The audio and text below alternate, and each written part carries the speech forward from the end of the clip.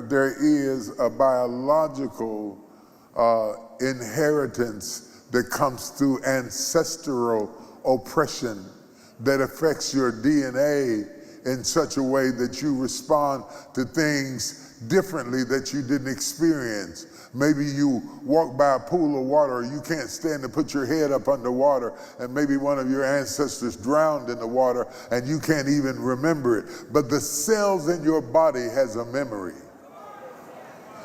The cells in your body have a memory, and some of the fears that you have are not even your own. Some of the inhibitions you have are not even your own. Some of the silence that you have, the way you clam up, the way you can't talk, the way you can't open up. You didn't just get that. You wasn't just born with that. It was passed on to you from generation to generation. And then there are intergenerational things that happen in our lives that we can remember, that we can point at, that we can touch, that we can claim. Now you see what the scripture means when it says the Spirit has to make intercession for you, because it has to pray against some of the things that your great-grandmother did, that your great-grandfather did, that happened to them.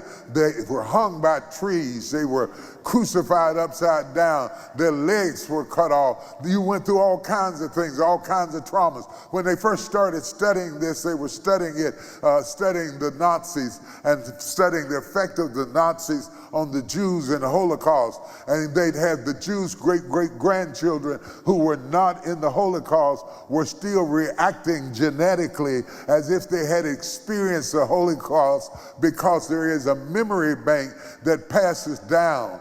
And this memory bank passes down biologically, not just psychologically, but biologically in such a way that it rearranges how your DNA responds to certain stimuli. And they started studying that. Later, they started studying the descendants of slaves, any people that have gone through massive hardships.